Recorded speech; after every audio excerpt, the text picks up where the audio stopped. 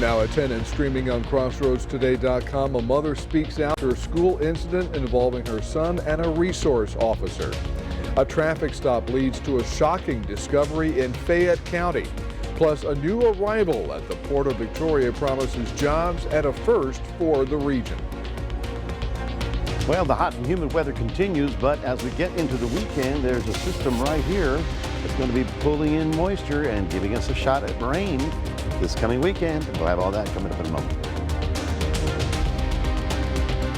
The Ganado Maidens played game one of their state semifinal matchup versus Corrigan Camden. Tonight, I'll give you the highlights and the final score later in sports.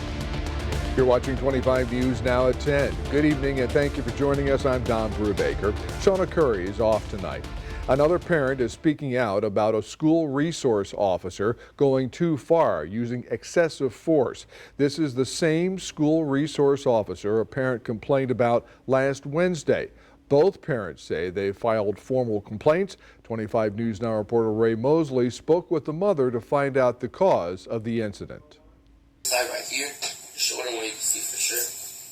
And then this side was where he grabbed me, he pushed this arm. On April 10th, a Cade Middle School resource officer grabbed a young teen by the arm after a spokesperson says a paraprofessional tried to keep him from a fight with another student. Vivian, the mother of the boy, says the officer was too rough. She says her son had a panic attack. I knew my son was scared. You can see it. I could see it in the video. He was scared. And I was just like, that's not even right. He's a little boy. Why are you, for adults, yes, but he wasn't doing anything. He wasn't a threat. He wasn't trying to swing. He was standing in a corner. She says her son was looking to return to his seat when the staff member thought he was trying to retaliate against another student. He requested to go to the office so he could call his mother, but she says he was denied both requests. My son is not a bully. It was not his fault. A different parent expressed concern about the actions of the same deputy last Wednesday, following the release of this video that shows a special needs student handcuffed on the ground. I'm disappointed because another kid got hurt. Vivian says she plans to homeschool her son next year. Ray Mosley, KAVU TV, 25 News Now. A spokesperson with the Victoria County Sheriff's Office says the incident was reviewed and no policy was violated. Now the VCSO says the deputy in question has 18 years experience and joined the Sheriff's Office in 2007. He served as a school resource officer since 2016 and has no disciplinary issues in his file and no complaints on file. And now to your viewer poll tonight. What should schools prioritize when handling incidents with special needs students? Ensure student safety above all, provide more training for officers and staff, increase communication with parents, use alternative methods before restraint, or all of the above. And consistently, the voters, well over 70%, now at 76%, say all of the above. We want to hear from you. Visit crossroadstoday.com/vote to take part, and we thank you for voting. A Houston man faces charges in Lavaca County. Hallettsville police stopped 39-year-old Benjamin Ojeda on a traffic violation Monday morning in the 800 block of West Fairwind Street. A probable cause search of the vehicle found a gun, methamphetamine, cocaine, and the date rape drug. Ojeda is charged with unlawful carry of a weapon and 4 drug possession counts. He is in the Lavaca County Jail in lieu of $76,000 bond. A traffic stop in Fayette County turned into a major human smuggling bust Monday. Authorities pulled over a white Ford F-250 hauling a gooseneck trailer loaded with round hay bales eastbound on Interstate 10 near Flatonia. Deputies found the hay bales were hollowed out and fitted with metal frameworks to create hidden compartments. Inside, multiple undocumented individuals were found hidden behind layers of hay in dangerously confined conditions. The driver, 44-year-old Delbert Flanders of Kansas, was transported to the hospital. 2 Houston residents, 22-year-old Adoniolo Lambert and 25-year-old Lency Fernandez, identified as coordinators of the operation, were arrested and now face federal and state human smuggling charges. 12 undocumented individuals were turned over to ICE for processing. Texas' fourth execution this year happened Tuesday night. 49-year-old Matthew Johnson was executed in Huntsville for the murder of 76-year-old grandmother Nancy Harris. In 2012, Johnson robbed the convenience store where Harris worked in Garland, forcing her to open the register and taking her rings, a lighter, 2 packs of cigarettes, and a bag of candy. Lee then doused Harris with bleach he had brought and set her on fire. She would die in the hospital several days later as a result of her injuries. In 2013, Johnson was convicted of capital murder and sentenced to death. A new development in the New Orleans jailbreak. Tuesday evening, a 5th inmate was recaptured. 5 are still on the loose. The Louisiana Attorney General's office said Tuesday that an Orleans Parish Sheriff's Office employee was arrested following the escape of 10 inmates. And here's the latest on what officials are doing and saying in terms of the escape. The manhunt continues for the remaining escapees of a New Orleans jailbreak. The escape of 10 individuals from the Orleans Justice Center is unacceptable. It is deeply troubling to me as your sheriff, and I know it is equally troubling to you and the public that we are sworn to protect. The Louisiana Attorney General's office says Sterling Williams, a sheriff's office maintenance worker, has been arrested following the escape.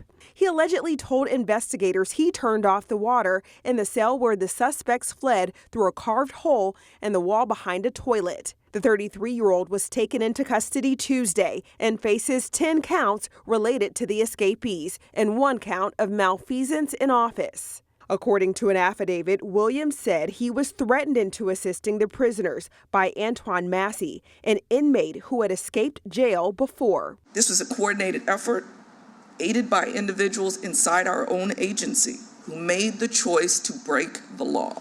The escapees face an array of charges that range from aggravated assault to murder. The Orleans Parish District Attorney says lawyers who helped put the escapees behind bars the first time have fled the cities with their families out of fear. I am personally afraid, not just for myself, but for my lawyers. I'm Sherelle Hubbard reporting. The FBI's New Orleans office is offering a $10,000 reward leading to their capture. Both Crime Stoppers and the ATF are offering an additional $5,000 reward each for information leading to their arrest. Time to check on our weather. Let's go to Mac Pettis with the first look at the forecast. Mac, we had a little rain here at the station, but otherwise hot. Yeah.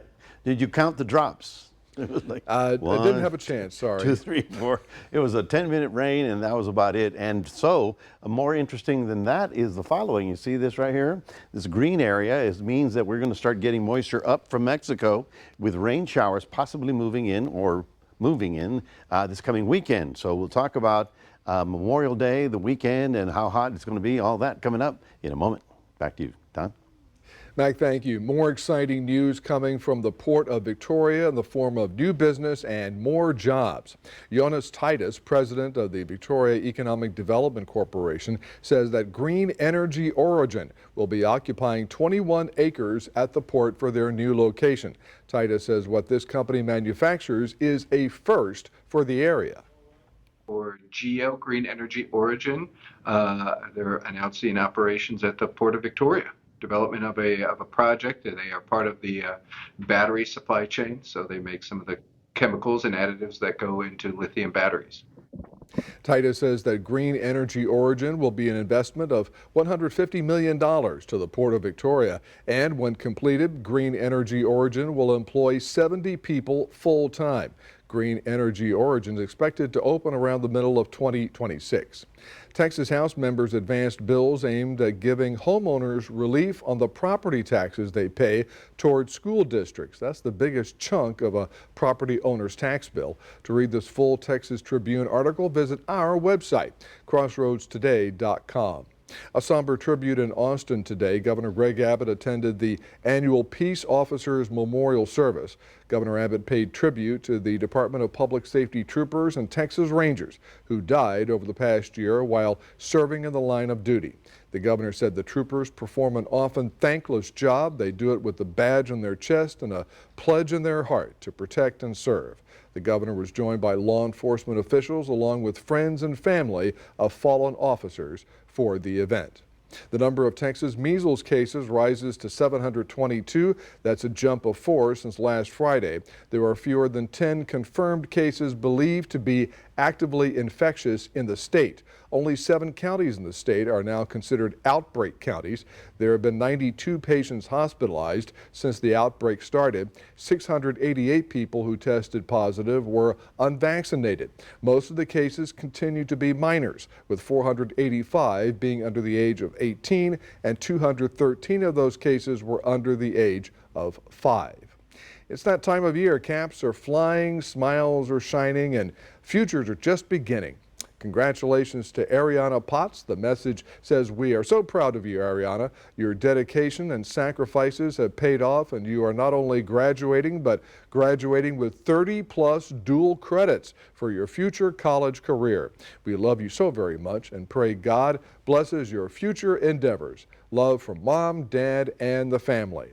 Congratulations to Legacy Walker. She is a kindergarten grad from Roland Elementary. Go Roadrunners.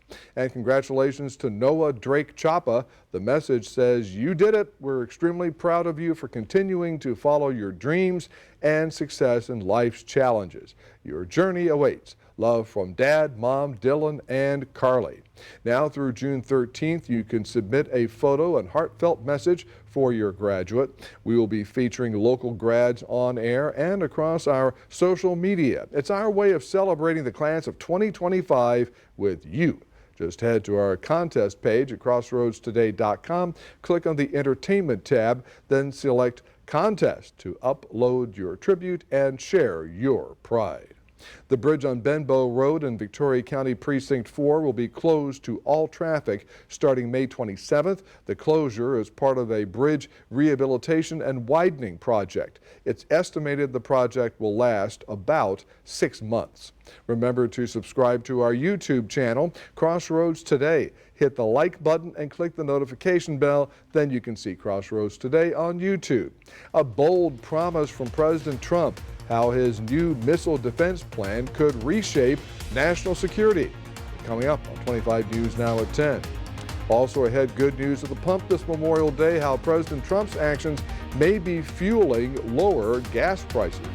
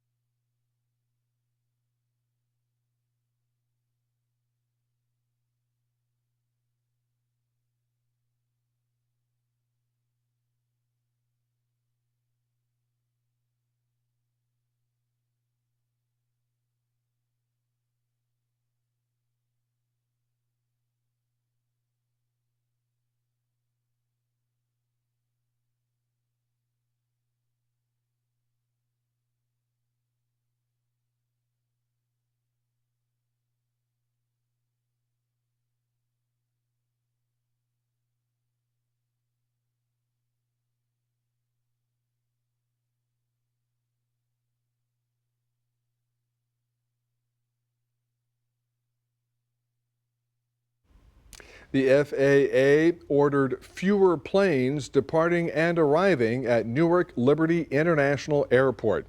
The order was issued today after weeks of delays caused by air traffic controller staffing shortages and runway construction. Effective immediately, only 56 planes will be allowed to take off and land each hour while renovations are underway. When construction is not taking place, arrivals and departures will increase to 68 each hour until October 25th. This order comes after a 3-day-long delay reduction meeting held in Washington with airlines, the FAA, and the Port Authority of New York and New Jersey. President Trump announced plans are underway to build a Golden Dome missile defense shield, fulfilling a campaign promise. But it could cost the U.S. tens of billions of dollars. Today, President Trump announced plans to build his dream of an Iron Dome for America for the tune of $175 billion. Once fully constructed, the Golden Dome will be capable of intercepting missiles even if they are launched from other sides of the world and even if they are launched from space. The U.S. has existing interceptors in Alaska and California for intercontinental ballistic missiles launched from North Korea or Iran. It would include space-based technology, which could potentially detect and intercept the missiles. This design for the Golden Dome will integrate with our existing defense capabilities and should be fully operational before the end of my term. So we'll have it done in about 3 years. But the North American Aerospace Defense Command Assessment says America's current approach of missile defense systems is adequate, something our Karen Travers inquired about. Mr. President, you had mentioned at the beginning of your remarks that this was a campaign promise of yours. Have military commanders asked for this system specifically? Because NORAD had said previously that the current system was adequate. So what does this get the United States Somebody that said the isn't current system is already adequate. There really is no current system. We have certain areas of missiles and certain missile defense, but there's no system. We just have some very capable weapons that hopefully we never have to use, but we have some very capable weapons. Now, this is a differently. President Trump saying the massive House GOP tax bill will include $25 million to get construction underway and suggested the dome may expand into Canada for a price. It's a generational investment in the security of America and Americans. Jacqueline Lee, ABC News, Los Angeles. FDA officials on Tuesday said they plan to require new clinical trials for approval of annual COVID-19 boosters for healthy Americans under age 65. That effectively limits them to older adults and those at risk of developing severe illness. FDA officials said the benefit of repeated annual shots for healthy adults was uncertain after several years of the virus circulating and vaccines being available.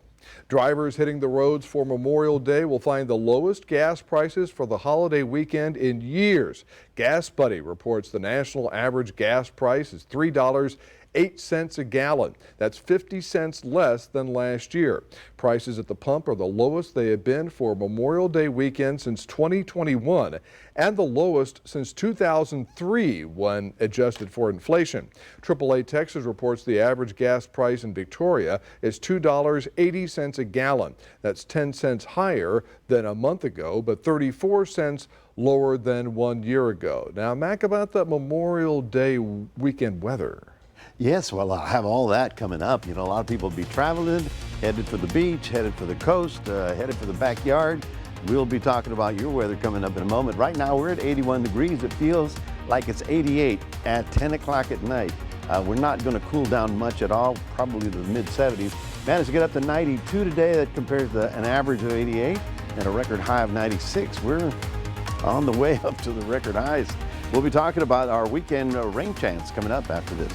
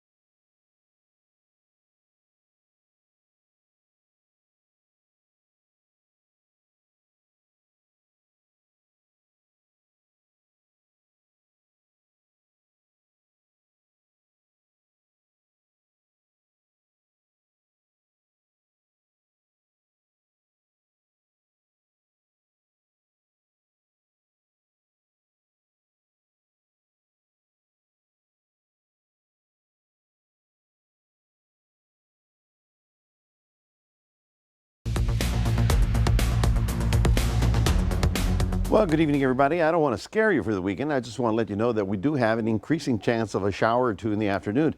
Back in the old days, when I remember, it would be hot and humid in summer, and there'd be a little pop-up showers in the afternoon. Those were so much fun. That's kind of what I'm thinking is going to happen over the weekend. Nothing severe, certainly nothing like what's going on in the Midwest. Today we had a little boundary line, basically a dry line that moved down into our area that triggered a few showers just to the north of us, up toward Gonzales and on up to Giddings. But for the next couple of days, I'm going to be watching this. You can see how it's already organizing. This is an upper air low, and what it's doing is spinning in this fashion. Well, what does that tell you?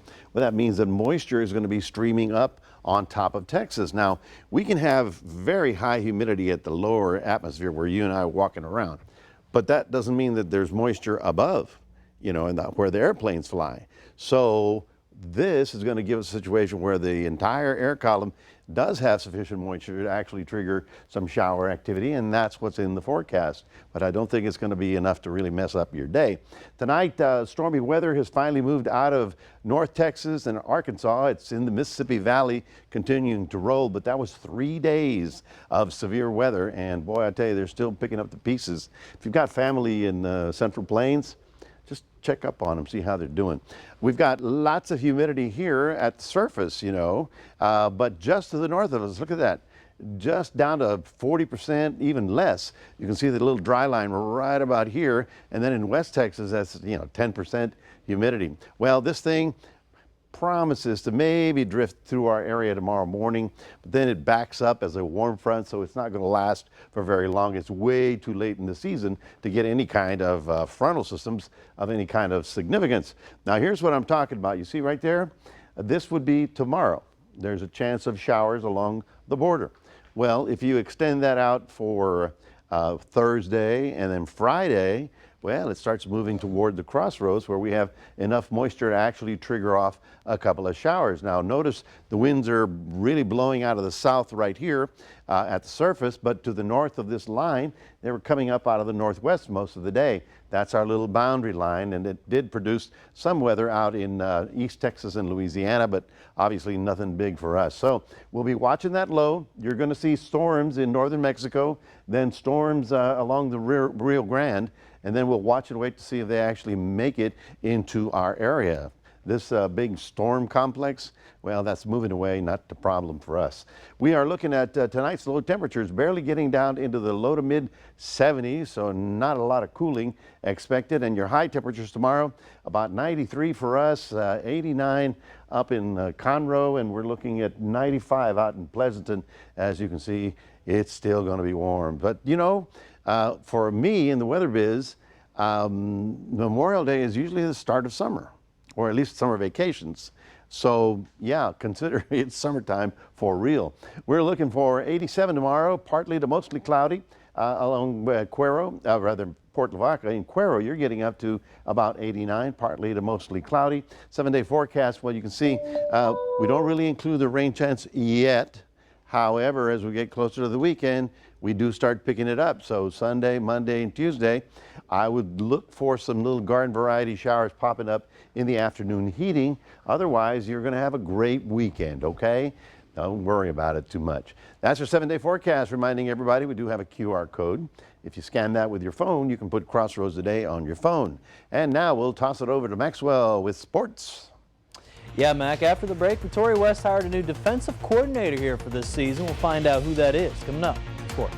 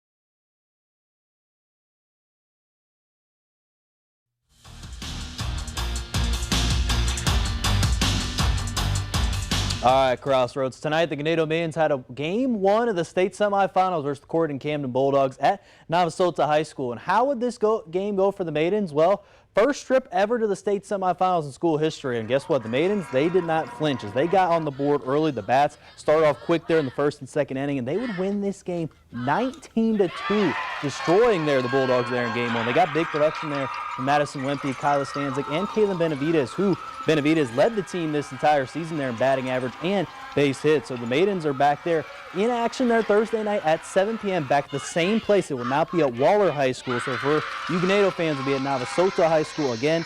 If they win that game Thursday night, they'll advance to their first ever state championship. So can they bring that same magic like the football team did this past season? If they do, they'll be at the state championship there held at the University of Texas. So now over now to some football action. Victoria West, they hired a new defensive coordinator in Ryan Matavo there a couple days ago. Matavo heads from a Little River Academy just outside of Temple, Texas, and Matavo replaces former defensive coordinator Jacob Huckabee after 1 season with the Warriors. And he kind of said there to Victoria Advocate, we're going to be really fast to the ball. We're going to play really physical is what we're going to have to hang our hat on. Can't wait to see what he does under the first year as the defensive coordinator. Now over to some more all-district baseball awards with Goliad making it all the way to the regional semifinals before they lost to London there last week. But still a great season, and guess what? They had a lot of accolades from this past season. First with their first team all-district selections in Keelan Coley, Cy Hennick, and Ty Marek. And then second team all-district went to Brody Brockhauser and Connor Maroney. And then finally some honorable mentions went to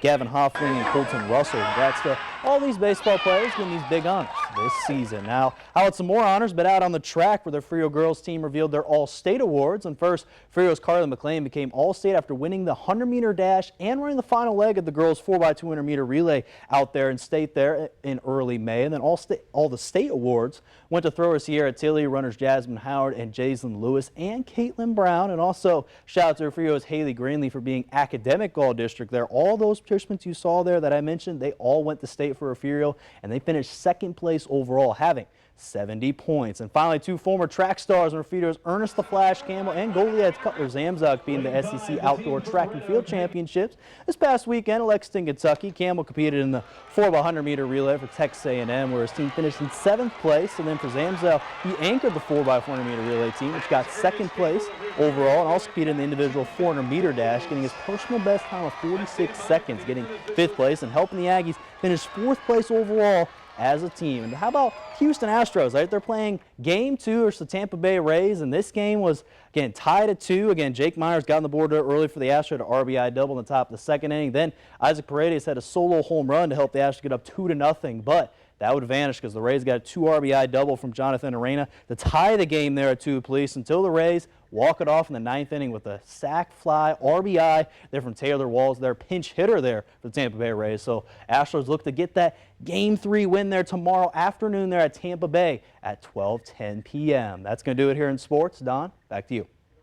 Max, thank you, and stay with us. Coming up on 25 News Now at 10, we'll take a last look at your weather. Plus, designer dogs and celebrity-inspired looks. How one event brought Met Gala magic to man's best friend. Tonight, you can call me Grandpa. What are you thinking about the fact that you once dated a man who's now a grandfather? I mean, it's a bummer, but... Yeah.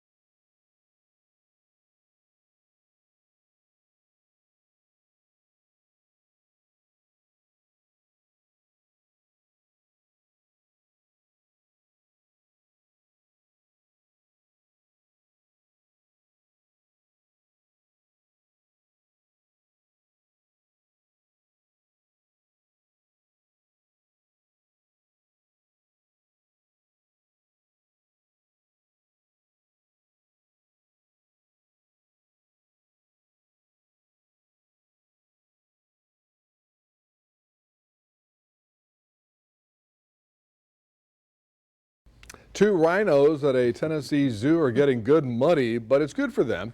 Zoo Knoxville officials say the southern white rhinos named Milo and Ranger are new to the zoo and are getting to know their new habitat, which includes a giant mud wallow. Officials say the playing and splashing in the mud is an activity that's fun, but it also provides natural sun protection and helps ward off biting insects. Rhinos have thick but sensitive skin. The public will get to see the pair for the first time Friday at the Knoxville Zoo. At 81 years old, Diana Ross dazzled at the 2025 Met Gala with an 18-foot feather train. Wow. And just down the street, a Pomeranian named Lala paid tribute at this year's Pet Gala. Designer Anthony Rubio hosted the fur-filled fashion show. Say that 3 times fast. Dressing dogs to match Met Gala looks, something he's done since 2013. From Doja Cat to Whoopi Goldberg to Bad Bunny, 4-legged models wore looks inspired by celebrities. One dog even took 2 hours in hair and was ready for a nap afterward. Proceeds from the event benefited the American Kennel Club's Museum of the Dog. And yes, there was even a goat. And I just can't believe it. Diana Ross is 85 years old. I can't believe that. I can't believe she had an 18-foot train. Who pulled it, you know? I'm just more with the dogs dressing up like that. Train was supreme, I bet. Oh, stop. In the name of love. Gotcha. All right, folks, we are looking, some of you are headed forward into the weekend because it is the long Memorial holiday weekend. Lots of people will be outdoors, and we've got a very summer-like weather pattern. Now, it's going to be hot and steamy and increasingly windy for the early part of the week, but by the weekend, we start picking up a slight chance of late afternoon showers because of all the humidity in the air. Thank you, Mac. And finally tonight, ladies and gentlemen, start your hot dogs. Wieners. A rather bizarre meet-up, that's M-E-A-T, is heading to the Indianapolis Motor Speedway Friday. Wienermobiles, all 6 Oscar Mayer vehicles will race on the storied track for the first time ever.